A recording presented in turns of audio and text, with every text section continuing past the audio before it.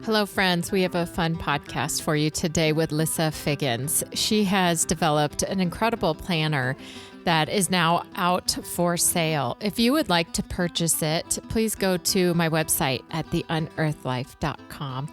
Under podcasts, you will find a link for her website and a discount code for all listeners of The Unearthed Life. Now on to the podcast, processing how we can redeem our time by doing life with God.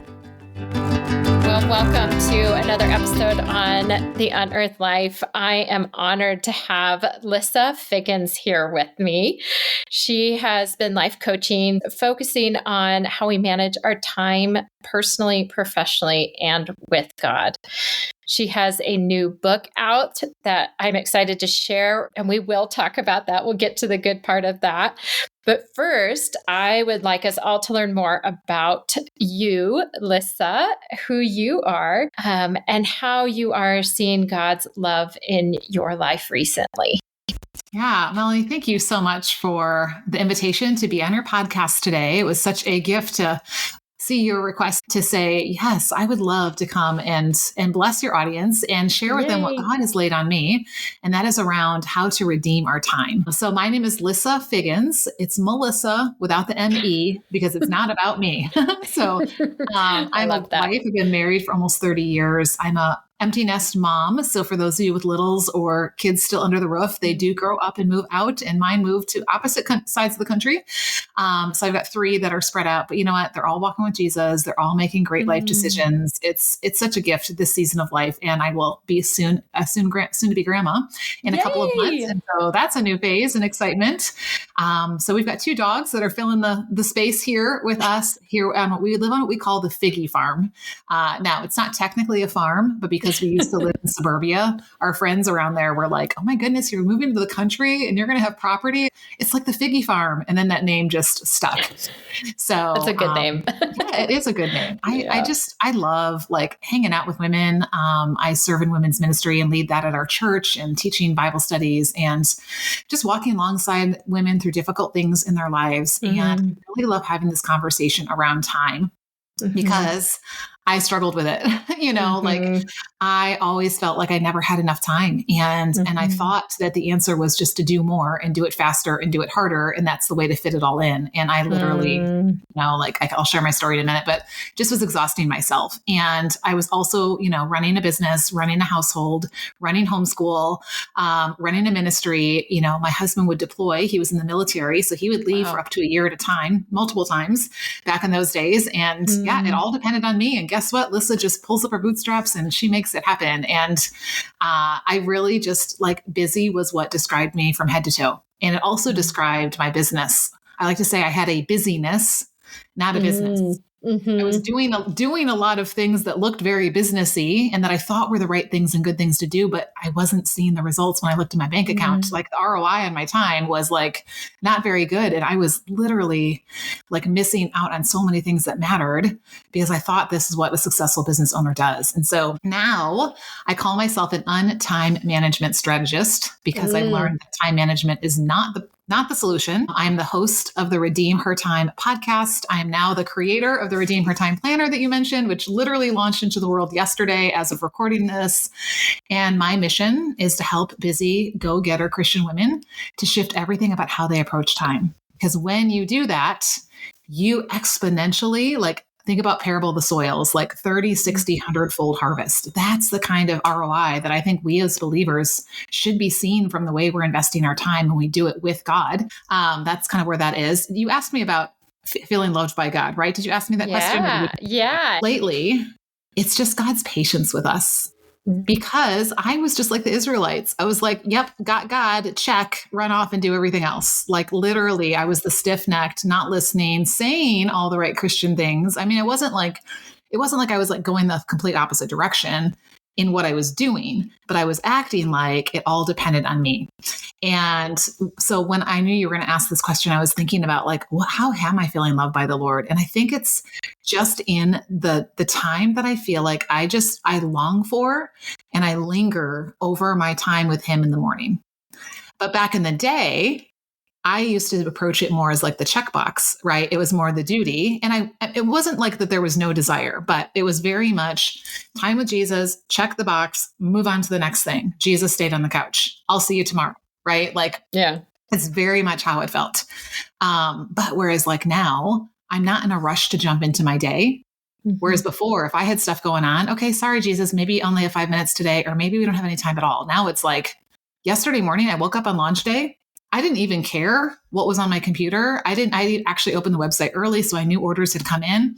I didn't even look. It didn't matter. I'm like, Jesus and I have an appointment right now, and we are going to go hang out for a while, and then I will get to that stuff. When I think about like just God's like patience with me over all of me running in circles on my own little hamster wheel, thinking I got this all under control and I can just work hard and make it happen. Like, that's just such a beautiful picture of how he's just that patient father that just sits and waits and wants to sit with us. And he's like, come sit on my lap, like, come, like, let's just be together. And I teach this concept called the with God life. And it's one thing I've heard you talk about with God on your podcast, right? And this whole idea of, if you look at the Bible from Genesis to Revelation, it is one giant with God invitation. Yes. You know, from the creation of time, God has reached out and said, I am with you. Will you be with me?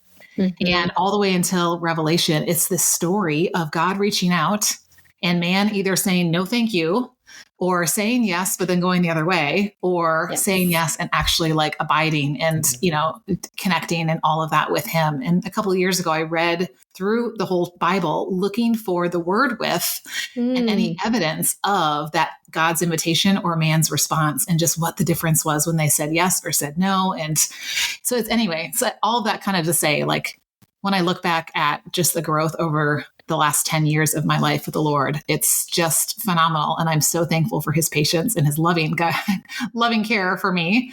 Yeah. When I pushed him out of the way because I was too busy.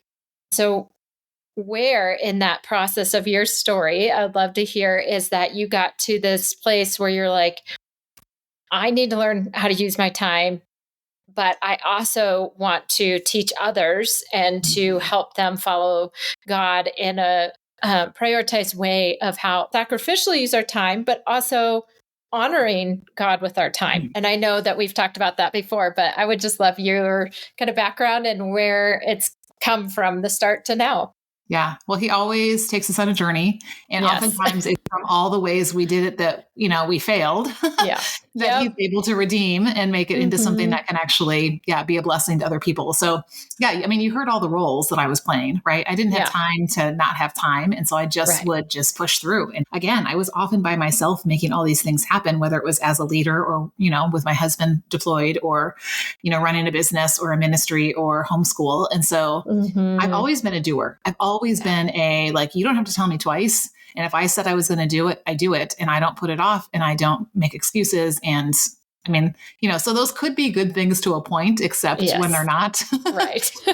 And for me, it was and they're not, right? Because I was always trying to multitask all the time. I was always trying to like squeeze as much into every minute that I could. I was always I was present. I remember sitting at my daughter's horseback riding lessons one day, and I'm like, my body is here, but I don't feel like I'm here. Like my brain and spirit were, I don't even know where, right? I could never turn off my mind, always thinking about business, always thinking about the next thing I needed to do, always getting up, you know, and going to do that thing because, you know, I might forget it. I would bring my own screen to family movie night because who has time to just sit and watch a movie? You know, like I got stuff to do, but I'm in the room, right? Like, can that count for something? And, you know, it's just, and I didn't see, I know, I didn't see what I didn't see.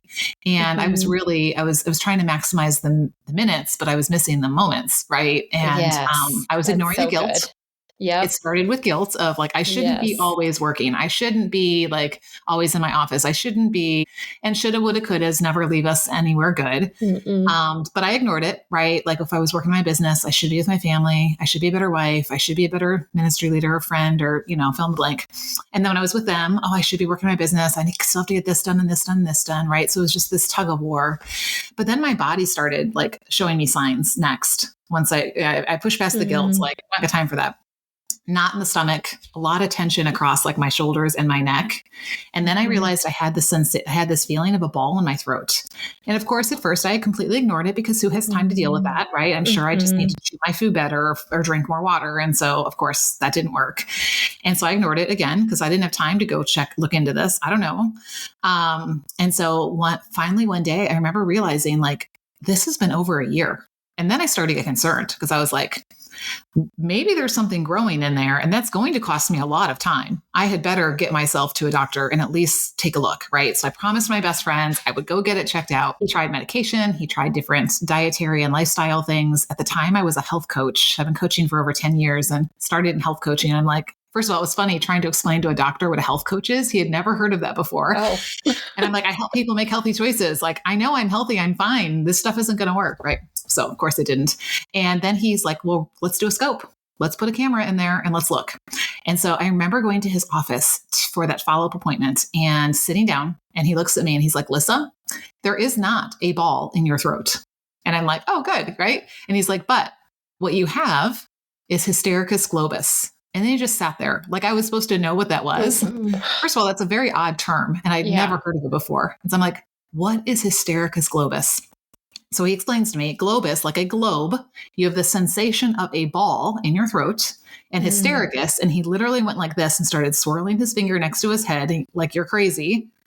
And he thought this would make me feel better. He goes, this is where they get the word hysterectomy from because they thought women were going crazy. And I'm like, he's like, it's all in your head and I'm happy to prescribe you a pill.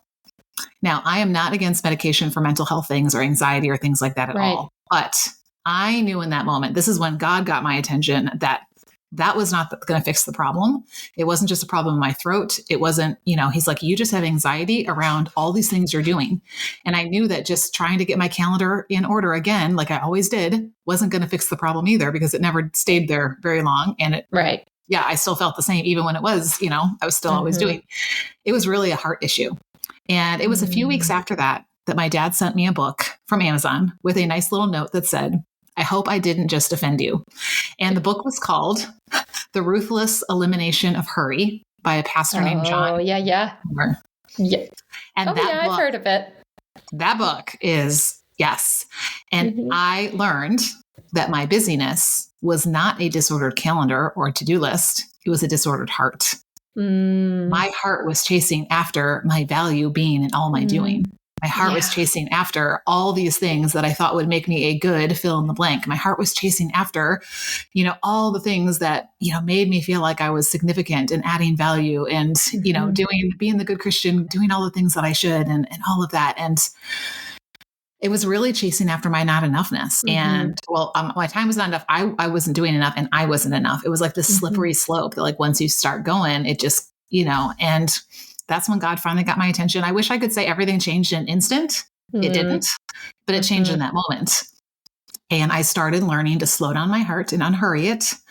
I started learning to rest. I started learning to linger over that time with the Lord. I started learning to not work up until the minute I went to bed. I started learning to not just because some guru said to do something, add it to my never ending list of all the other things I was doing, especially in my business. Yeah. And I started learning to be present to what the purpose was behind the time in front of me and really being wise about how I approached it. And it was a personal journey first. And you and I have a mutual friend. Her name is Megan. Shout out to Megan. Yeah. I met on a quote, random eWomen event one day.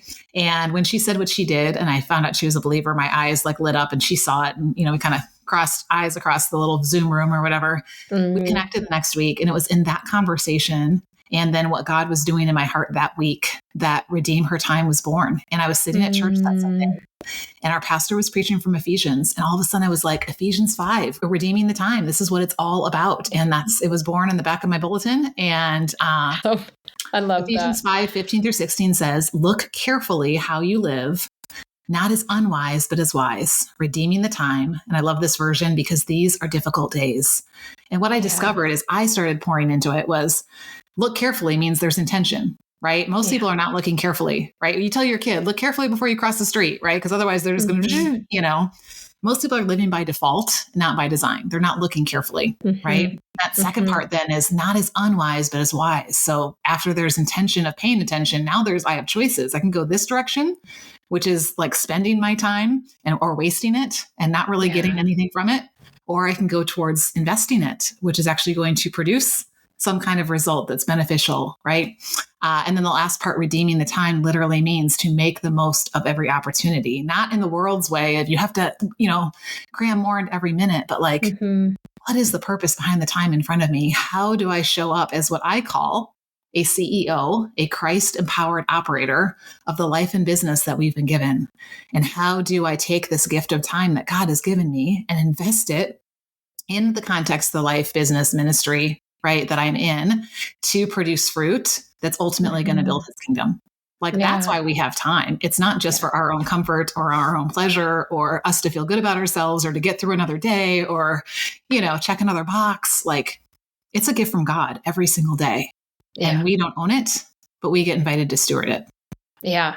Oh, that's so good. I am like in the midst of that. Like I relate to almost everything you just said of just steward time and your value of who you are and perspective in your mind about what that is with God, who you are in the midst of your life you have built. I'm learning to rest and I'm learning to not do, and I'm learning to try to just be who God wants me to be in the present. And it's this tension. It is okay to do. It is okay to work hard. It is okay to have a successful marriage, ministry, business, health. Like those things are good. I think that is us stewarding. It's not like, oh, I'm resting. Here's me and, I'm just binging Netflix and Haagen-Dazs. Like, I don't think that's what we're called to either. Now, are there times for that? Yes, there are times for that. But there's a difference. This idea between like, what I teach is, I call myself, you heard earlier, an untime management strategist, because I think we've all been fed the lie, and I'm just going to call it a lie. Okay. This is me making this might ruffle some feathers. So you guys can do what you want with this. You're all good. I think that that time management is a myth. It's an illusion, and it's something that we will never actually be able to do. Right. So we are told by these time management experts, or we tell ourselves, I just need to be better at managing my time. I mean, how many of us have said, if I could be better at managing my time, ...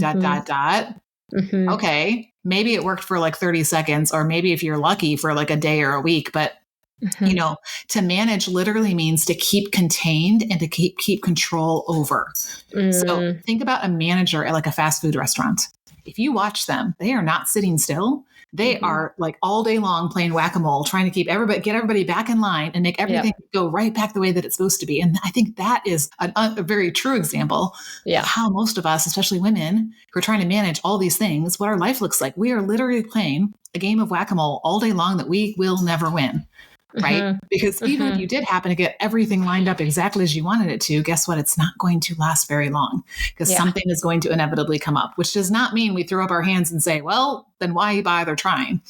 Right. But stewardship is this idea of, this has been entrusted into my care. And the definition of stewarding something means to invest it on behalf of the owner in order to expand their resources. And so I often point to the parable of the talents in Matthew 25, right? We have this master who's going on a trip. He gives one talent to one guy. First of all, don't feel bad for him that he got nothing. That's 20 years' wages. That's actually a lot. He's not rubbing two pennies together, okay? Then we've got the other two who get 2 talents and 5 talents, right?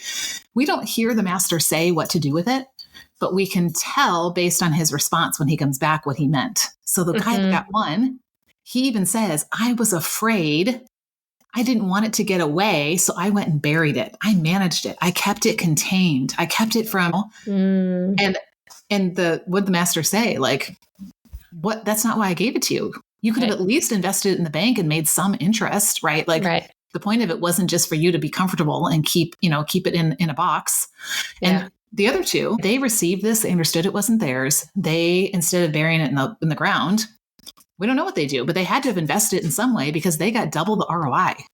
They got twice as much back when he came back to hand him as what he had given them. And what was his response? Well done, good and faithful servant. And I believe God has entrusted 3 things to us to steward. Number 1, our time.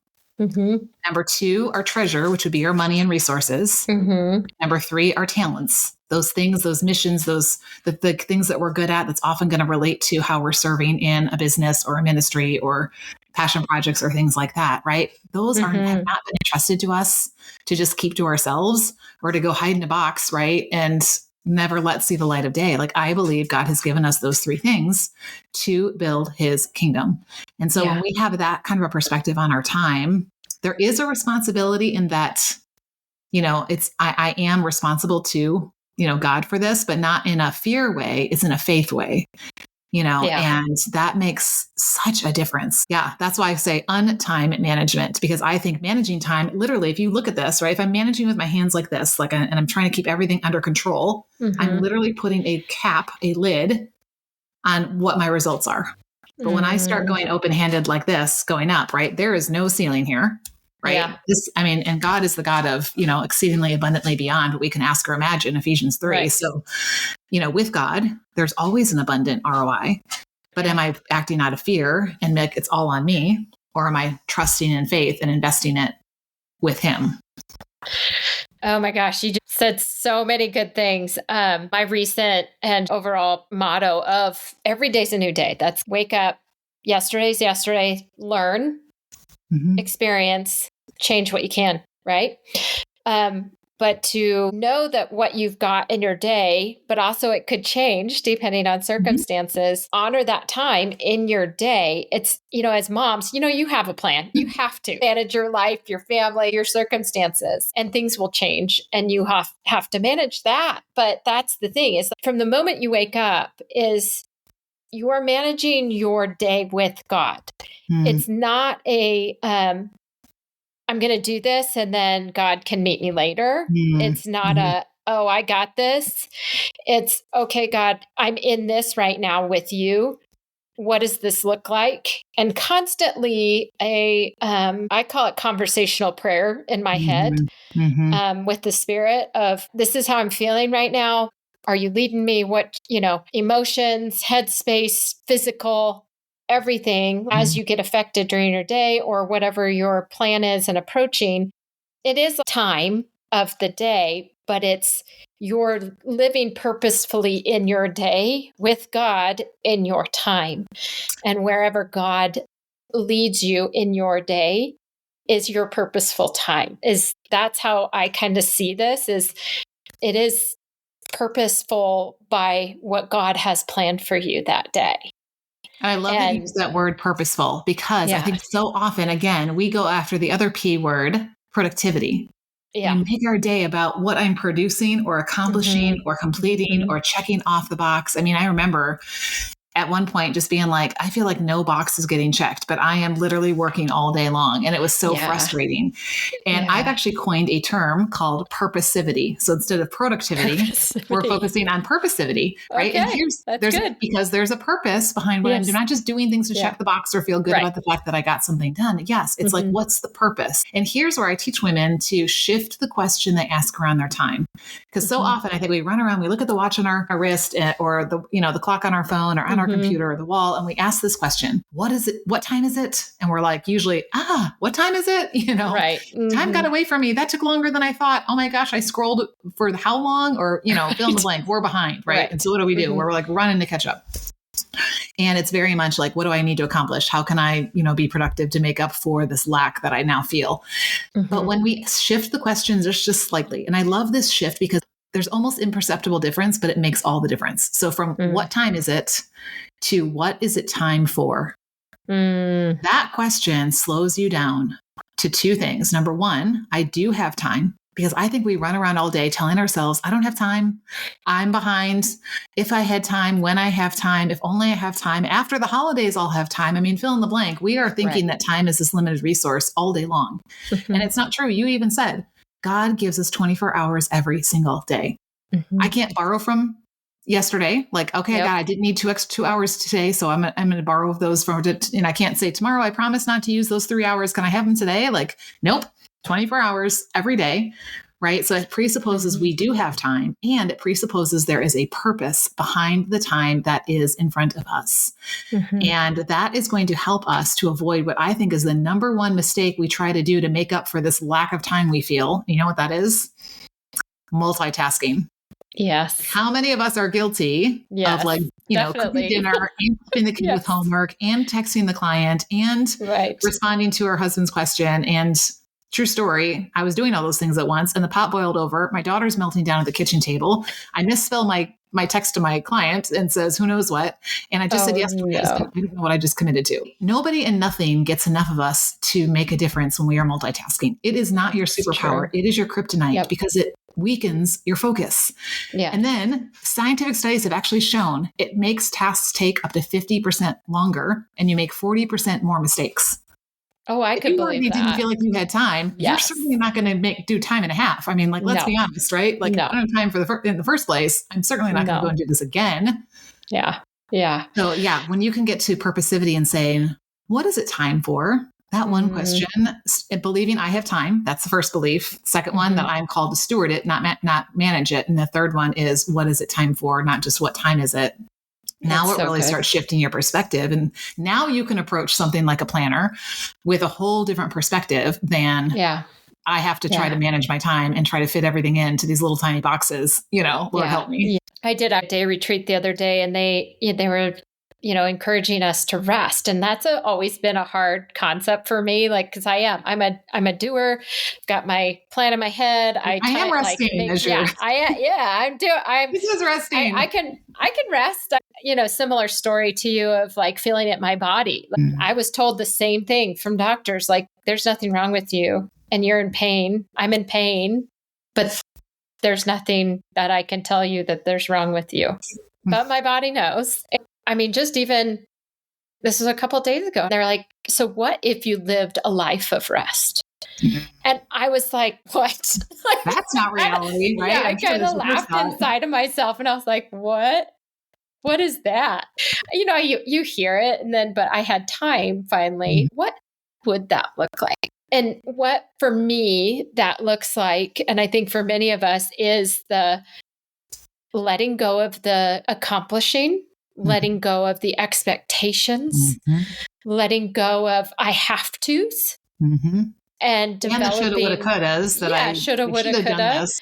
Yeah, regrets, letting go of the things that the world has put on me, and being able to live in what is today, what is right now, that I can be present to somebody, be present with myself, know how I'm feeling, know what I'm focusing on. And I do it well here. And then whatever happens, like I know I gave my all in doing it right now in the moment. And what's really going to matter, right? Yes. What is really going to matter a year from now, let alone a month from now, a week from now, a day from now, an hour from now, 5 minutes from now? Everything feels like it matters right now, but really? Yeah. And I look to, Jesus' invitation in Matthew 11, where he says, come to me. And I love the Message translation. Are you stressed out, worn out, burned out? Yes. Yes. Come to me and I will teach you how to get a real rest. And he's like, work with me.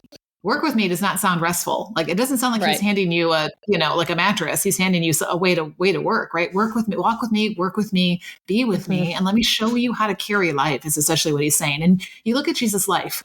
He was, on paper, the busiest man that ever walked the earth. He had the biggest mission in the shortest amount of time. Talk about limited time, right? He had 3 years to save the world. True. Hello.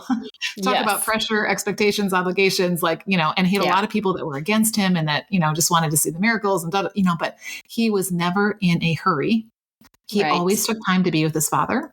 He had time to sit down and enjoy meals and drinks and things like that with disciples and tax collectors and sinners. Whoa, and he knew when it was time for something and when it wasn't. He knew when it was time to walk away. He knew when he needed to stop on the way to something because there was something that was right there in that present moment, right, that needed him. And I think we we're out here doing for Jesus. What if we actually just like actually walked like he did? Like, how would we approach time different? Yeah. Now, sure, he didn't have a watch on his wrist and he didn't have an iPhone, but guess what? I mean, he had people like pressing in on him 24/7. So let's be honest, if he would have lived now, he would have had all those things. And yet still, I think, had an unhurried heart and is inviting us into that way of carrying life and working, which is not sitting around doing nothing. Yeah. And he also pulled away for rest and prayer. He knew like being around people 100% of the time, he couldn't do it. And he knew he needed to be with his Father. All of these to-dos and to-bes. And if you look at the life of Jesus, he lived in the moment and he went by the Spirit and he did questions. Like he helped people discover who they are by asking the questions. And it wasn't the fact that he was expecting what they were talking about. He knew what they were thinking. And so he responded in a certain way. But to walk so closely with Jesus and with the Holy Spirit, to have an interaction of a conversational intimacy during your day saves a lot of time and effort and questioning of yourself when you can go, okay, God, and running after squirrels and shiny objects. I asked this question in the community yesterday. I said, if you had a magic wand, what would your ideal day look like? And this one lady said, if I had a magic wand, I would tie up all those squirrels and shiny objects. And I just laughed out loud. My husband was like, what are you laughing at? I'm like, this is exactly what's going on. And if we actually were walking with Jesus and we're practicing discernment and doing this, and here's, I think, why Jesus asked questions. He could have just told them the answer. Yes, he wanted them to think. Yeah. And I think this is the problem with our time. We never stop to think about our time. Yeah. And so we don't think about like where it's going. We don't think about where it's taking us. We don't think about the results it's giving or not giving. We don't think about like even the value of it. You know, this came to me yesterday that I've just felt like the Lord just laid in my spirit. People say all the time, time is precious. That's like our little homework saying, time is precious. Right. But let me ask you, do you really live like it?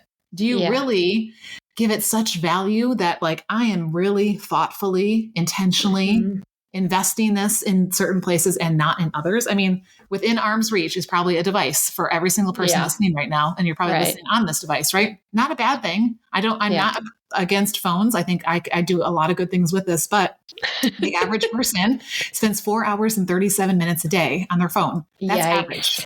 Yikes. Average, which means some people are double. Get this. My math brain went, I wonder what that is in a year. So I did the math. Well, be ready for this because this number is shocking. 70 days a year. 70. That's over 2 months of your life goes to this one device. And we say we don't have time. And we say time is precious, right? Like, I think this is the work that most people don't and won't do.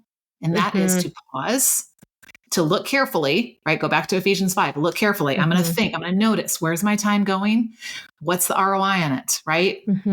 Then to either make a wise choice or an unwise choice. Hopefully we're going towards the wise side of things, right? Right. And then to redeem that time, like say, okay, now that I know which is the wise choice, which is not the wise choice, now I'm intentionally investing, stewarding my time in this thing that matters. Yeah. Because I know that ultimately it is ultimately building the kingdom, right? Even, doing things around our house and caring for our homes so we can care for our families is also building the kingdom. So it's not just has to be Jesus, work type thing, but. Right. Yeah. My background is helping people kind of depress and like to rest, like you're supposed to be, how do you take off that stress? How do you take off that overwhelm? So you don't pick up your phone and go, I need to check out. I'm overwhelmed. Yeah, we think that's refilling. This drives me crazy. It's not. Like, I'm it makes it worse. I'm vegging, and then we're scrolling or we're binging up until the time we go to bed. But and then that we wonder why we can't go to sleep. That scrolling and binging is actually making us more stressed out. Yes. And it's making us more like comparison and emotional and feeding us things that are just unhealthy, even if it's not too bad, but it's like taking us to places that can fill us with things. I mean, open door for the enemy, for Satan to come in and speak, and to be present of mind. That's the issue too, is to be present of mind going, okay, I feel this way. I'm not doing well. I'm stressed out. what could I do instead of going straight to my phone or straight to something? It could be anything. It could be phone, binge eating, whatever, TV watching, but making a conscious decision and a plan before of when I feel this way, what should I do? What would be a better use of my time? Would it be to go exercise? Would it be to call a friend? Because sometimes you just need to talk it out. Would it be writing, journaling, praying, worshiping? Like, have a plan. I know that, sometimes plans aren't good, but when you're in a moment of chaotic mind or chaotic state that you've been triggered or anxiety, have a plan of when I feel this way, I'm going to go do that. And it's okay for that plan to be, I'm just going to take a deep breath and not do anything. Exactly. And just sit. Yeah. I mean, breathing is a big part of the de-stressing. There's research that shows 5 minutes of sitting still and breathing starts healing your cells. Talk about ROI on time, right? You could spend 20 minutes scrolling. That's just going to, key you up even more, or 5 minutes breathing. Right. Hello. Right. I know. Yeah. I know. It's really a cool perspective. I love what you're doing. I think it's an amazing perspective that people don't talk about. Like, it's just we just move through our day without being conscious and aware of what we are actually doing with our bodies and our minds. Like, I talk about this a lot lately, is so many people are just in survival. We're not moving into a different state of being and enjoying life. We're just always surviving instead of choosing more and having the capacity to choose more, right? It's a capacity of our bucket being still able to fill of good things and not just chaos and stress. I don't know if you can see my thing on my counter, on my desk here, but it's got Skittles and oranges in it. And I do this illustration where there are enough Skittles in there. I take all the oranges out, right? I pour the Skittles in, they go over halfway, right? And then we say, oh, okay, well, the oranges are important. These are obviously have some nutrition, something healthy. So oranges have, we know oranges have lots of vitamins and fiber. And so the oranges are the important things. I teach 8 areas of our life: our faith walk, our family relationships, our friendships, our service, which would be our work, our business, our ministry, our stewardship, which is going to be our time and our resources, our wellness, our passions, and our dwelling, right? So now I start putting those oranges in. There's not room for them all.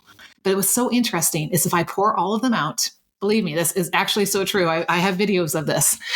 What I do is I put the oranges in first, then I pour those same Skittles in, and there is room for every single thing in that same jar. Yeah, I love that. Order determines capacity, right? So we say, I just need to expand my capacity. Well, if you just keep letting Skittles fill in first, right, you're never going to have capacity for oranges. So you're just going to be fighting a losing battle. You've got to put the oranges in first. And that first one, I believe, and I know you do too, is that relationship with God, right? That's got to be the very first one that's coming in there every day. And not just, okay, check, but really, throughout the day, right? Yeah, absolutely. So I do want to get to the planner. I ordered mine. It is gorgeous. It's got a beautiful green, kind of vegan leather cover. It's got stickers. It's got verses. It's got everything. And I'm so excited for my brain to be able to organize on a piece of paper. And I've got all my pens. And so I'm ready. So I ordered it. Yeah, I ordered it yesterday on the launch day. So I would love to let you speak more to that and like where this kind of dream of the planner came from and how that all came to fruition for you. Yeah. Well, I obviously, because I've been trying to deal with my time for forever, I've been a planner girl for forever. Like ever since I was in school and you have the assignment notebooks and, you write down your assignments. I was even the girl who would write down my assignment that I already did just so I could cross it off. I feel good about the fact that I had done it. Yeah. I'm just like that. But anyway, I've tried a lot of planners over the years. There are certain things you like about different ones or whatever. Well, then when God really drew me into this work around time, I knew that I was like, I think I have to like make my own planner here. Like I got to put together these resources because the planners you buy at Target and the office aisle of, Staples or whatever, they're cute and they're great. And they'll help you kind of, plop down your birthdays and your appointments and things like that. And there's value to that, but they don't really help you think about your time and they don't bring the faith element into it. I say, this is not just a planner. This is a planner plus a personal coach because number one, the whole first section of this is really looking at where you are in those 8 areas and where God is calling you to. And it's this bigger picture, vision, and dream, because if we don't know where we're going, then we're just going to be one foot in front of the other, look up one day and be like, oh, where am I? Yeah. So I really it's like, you can't just jump right into the calendar part of things. You have to look at what matters in the season that I'm in. What are my priorities? What are the things that I'm working towards? What is God laying on my heart? So I walk you through this whole system of doing that. Then I teach you how to look at the month ahead. So you don't have surprises. Guess what? Right. If it's your mother-in-law's birthday on the first of November every year, that's not a surprise. You can plan for that. Or meetings or whatever is coming up, and things like that. And then I teach you how to do the weekly planning, right? And how do you make sure, because women tell me all the time, there's just not time for it all. Mm-hmm. I go back to order determines capacity. Yes. What are you putting in first? What are those oranges that matter? Where do they live in your ideal week? And then where are they going to fit each week, right? Based on what that week's needs are and things like that. And then I have very intentional pause moments where I have you thinking about your time, where has your time been going and what have you been treasuring with your time and what has the fruit of that been? And so I have you literally writing. There's something about when you write with your own hand, it connects your hand to your head, to your heart. Yep. You scroll on your phone through your calendar, girl, you have no sense of what your time looks like. And it just looks like one thing after the next. You can't see how it flows. Where is there space? Where are things too backed up? And I'm going to be like traffic on the 405. So I really put these little pauses in weekly, monthly, and seasonally for you to step back and look at things. Right. And by the end, it's almost like a time capsule, because every month you're keeping track of CEO praises. And then you're also adding to this end of year at the end. So you get to the end of the year and you're not like, what happened this year? Where did all my time go? You're going to be like, oh my gosh, I can tell you exactly where my time went. And look what God did. Look what God did this month. And look what he did this month, because I've got it written down. And look at this. And there's places to write the verses that you're meditating on and things like that. So here's the cool thing. We've all bought in planners before. And I'm the girl who 95% of the time, if I buy the planner, I'm using it, every week. But most people I've run into, they start with great intentions. And then what happens over time, it kind of gets lost in a pile and never leaves. That's me. Okay? So there are 2 things that you get free along with this planner. And this is almost crazy, but it was just I couldn't just give people a planner and hope for the best that they were actually going to use it. So number 1, you get me as your personal coach, and you get connection to me inside my community where you can come and ask questions, right? And be like, you can screenshot that page and be like, hey, Lissa, this is what I'm working on. It doesn't fit. Thought you said it would fit. How do I do this? Right? Come learn with other women. Come find out you're not alone. Come get scripture truths that you are going to help you with your belief around your time and your value and all that stuff. But then also you get access to a digital course that literally is going to walk you through how to do this from this with God perspective, with scripture, really guiding how we're doing this so that our time should not look like the world's, and our results should not look like the world either. I'm sorry. Right. With God, we should be having abundant results. And that is not prosperity gospel. That is the law of the harvest. That is how God has created things. And when I am partnering with him and wisely investing the time he's given me where he's called me to, I don't believe we can't not have an abundant harvest. And it may not be in the way we expected. Right. And it may not look the way we thought, but it's always better, So anyway, that there's a free digital course. I said it's worth $500, but if you actually take the planner, use the course, engage in the community, I guarantee 12 months from now, your time, your faith, your life, your business, the way that you're investing in your relationships and your health and whatever it is will not look the same. It can't, because where you are is the consequence of how you've invested your time up until that point. Yeah. Which is actually really good news. So if you're sitting here today and you're listening to this and you're like, I don't love where my health is. I don't love where my business is. I don't love where this relationship is. Okay. Yeah. Look at how you've investing time or not. Okay. Now, guess what? You get to choose to wisely invest and redeem time moving forward. Yes. Right. To move towards that result that you are praying for. Yes. So that's what makes it so much different than just a planner, or even find a target. So yes, where can you find it? redeemhertime.com/planner. Okay. And like you said, you got to take advantage of launch day, which was a really special day as we launched this thing. But I did put together a discount code for your audience. So when you go to checkout, put in redeem 15, and that will give you 15% off. when you check out. So make sure you just enter that code at checkout and you will get access to the digital course like immediately. And then your planner will get in the mail to you within 2 to 3 business days. And I want to say, I did buy it yesterday and I took a peek at the class, at the course, and it is incredible. There's so much there. So I would highly recommend it and excited to look more into it myself. I love what you were saying because I think there is an abundance of things that we are missing out on in not choosing. And that's the word, right? Is like we have to choose with God and walk this with God of where we are going to spend our time. And the other thing is about planners is I love is what you kind of hit on, but in past, like at New Year's, we will look over and go day by day in our past year of our calendar and go, oh, that was really good. Let's do that again. And that was really life-giving. And then we'll look at something else and be like, yeah, that wasn't really life-giving. That didn't go very well. That's not worth our time to do again. That's amazing because most people are not taking the time to really do that kind of thinking about time. So kudos to you.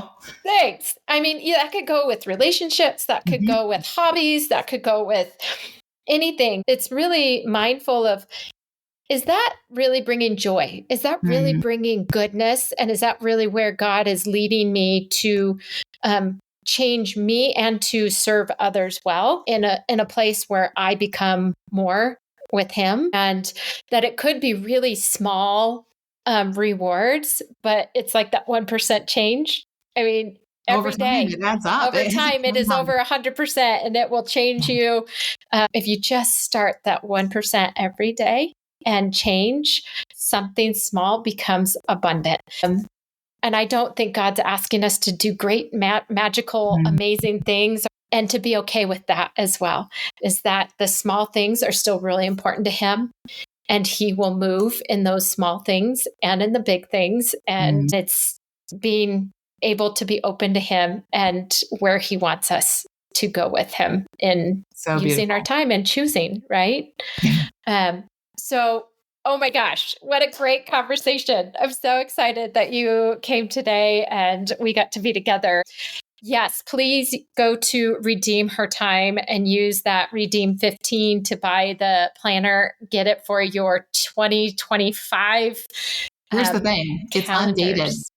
And it's actually it's undated for 2 reasons. Number one, I didn't want to be, I didn't know, I don't want to get stuck with a bunch of 25 planners, and not be able to sell them. But seriously, the reason it's undated is because I want you to be able to pick like any day of the year. I want you to feel like today is my day one, right? I don't have to wait till a new year or a new quarter or a new month or even a new week.